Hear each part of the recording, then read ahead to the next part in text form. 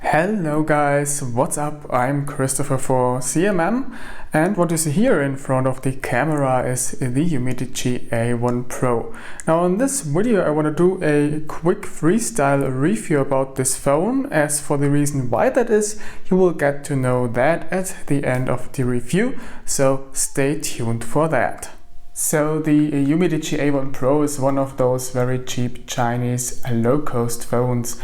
It's priced from 90 euros if it's on sale and at around 100 euros regularly, so it's pretty cheap, yet boasts quite a few things that are quite exciting in this price range.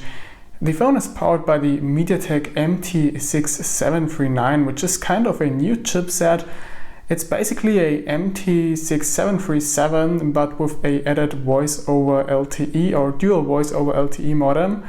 So it doesn't only support voice over LTE but also simultaneously a LTE data connection on another SIM card, which is a pretty nice thing to have, so you can use two LTE connections at a time. And the chipset also boasts a new GPU. It's a PowerVR one, but not a very powerful one.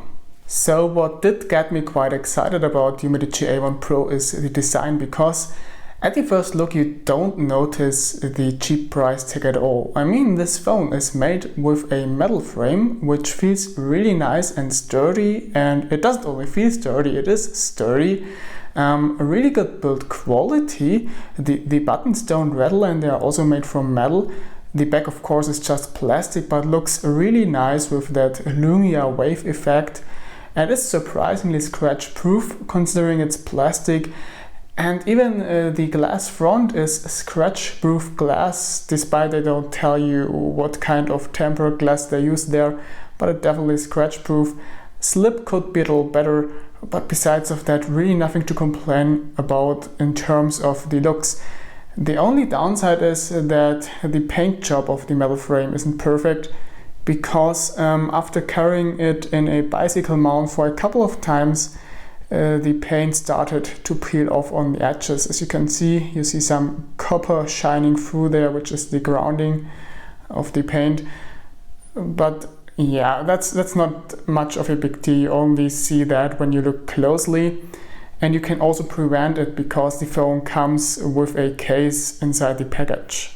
One more exciting thing about the UmiDigi A1 Pro is its size. When you compare my hand to this phone, you see that it's really small, and that's because they are using a 18:9 format screen with a 5.5 inch size. So that's a lot smaller than the usual 5.99 inches you get on other 18:9 phones, which makes this phone a very, very compact device.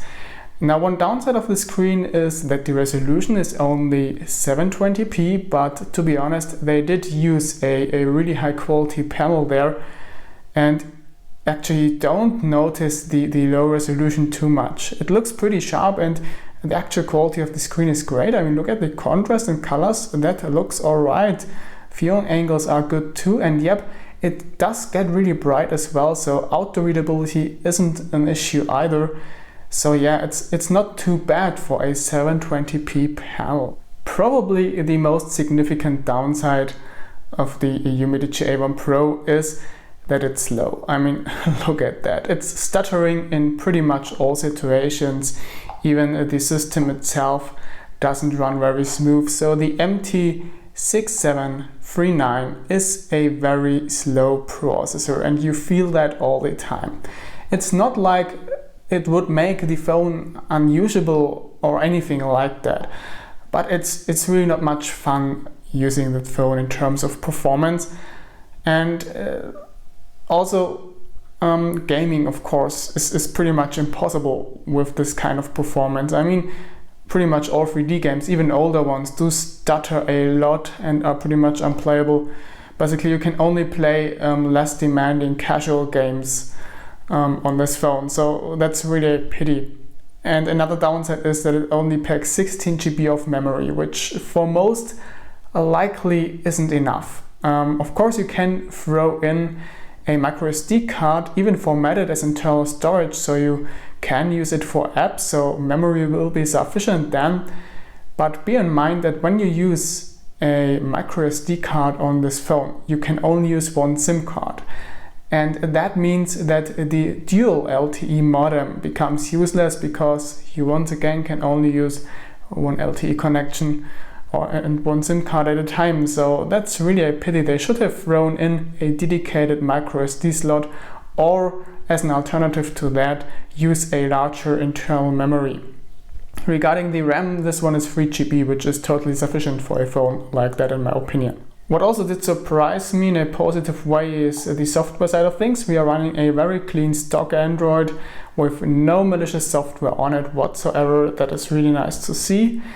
And it's already Android 8.1 Oreo, as you can see, with a security patch from April already. And during the testing period of a little bit more than 1 week, it got 4 OTA updates. Yes, 4 OTA updates. So UmiDigi really seems like they are caring about this phone, which is good to see. And another pro I was surprised to see on such a cheap phone is that, tada, we have Google certification. Good to see that.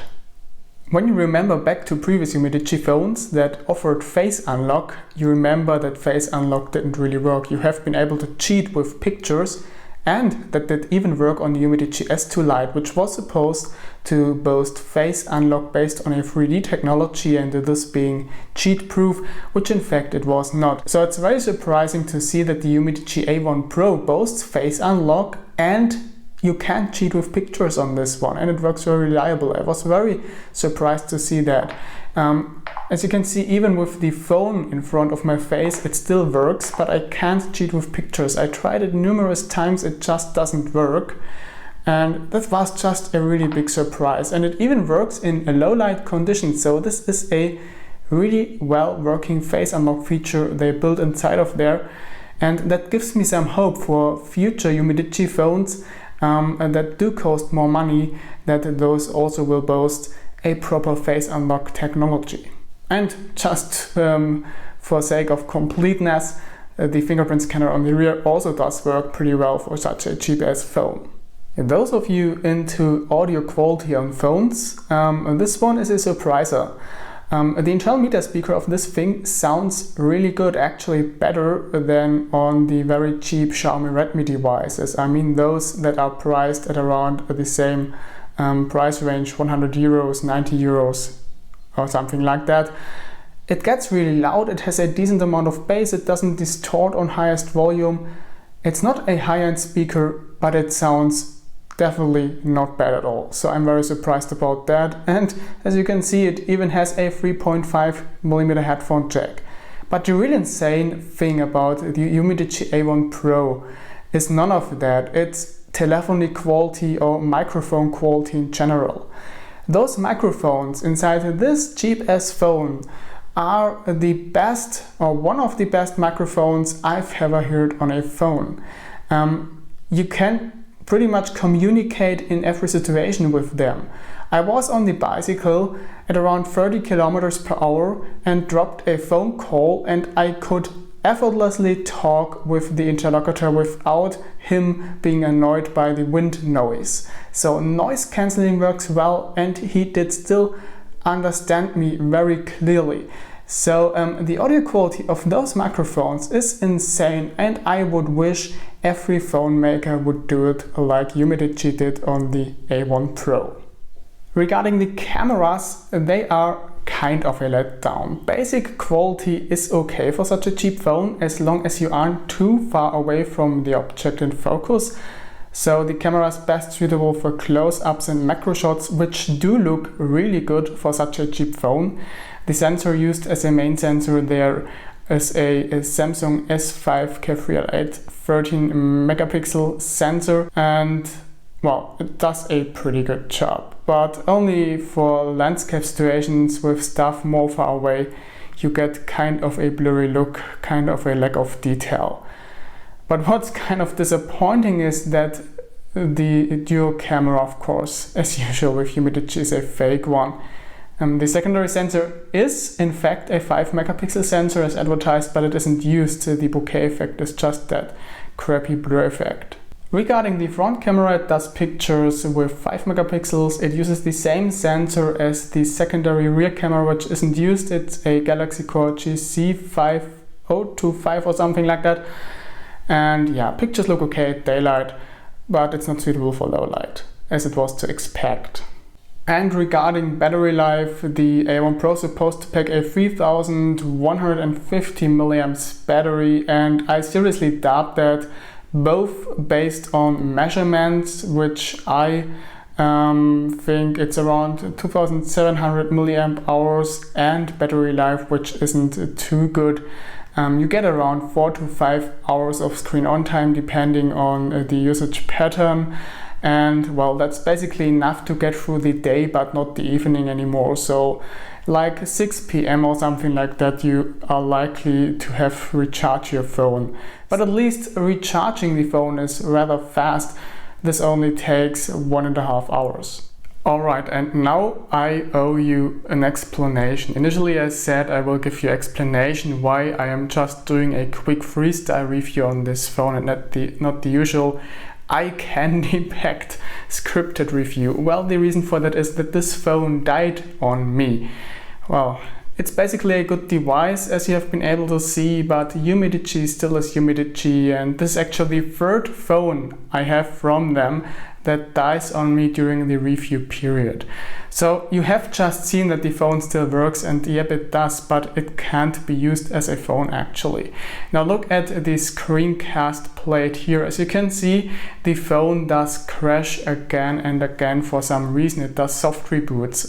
The UI disappears and then I have to unlock it again. Basically it goes to standby and I have to unlock it again. And if you look at the mobile network signal indicator, you see that like every minute or so it loses connection, then reconnects, establishes a data connection, and then boom, goes offline again. And this repeats and repeats and repeats. Initially I thought it's just a software bug, but it actually isn't a software bug, because I did a factory reset and it remained the same as soon as I insert a SIM card. If I have no SIM card inserted, the phone doesn't crash, of course. Then I also tried reflashing the firmware with SP Flash tool, but that didn't help. The problem still persists. As soon as I put in a SIM card, this thing starts to happen. So the phone is basically broken for no reason. I was just doing a cycling tour when that happened the first time, and since then I haven't been able to get that thing working properly again. So that's a real shame, because basically the UmiDigi A1 Pro is a really interesting device, especially when it comes to the design aspect of this phone. So yeah, that's really sad. And with that being said, let me end this video and let me tell you that you have probably got all the information you need for your purchase decision. If it is affected by the fact that my review unit died, is something you have to decide on your own. So thanks for watching that video and stay tuned for more reviews here on China Mobile Mag. Bye bye.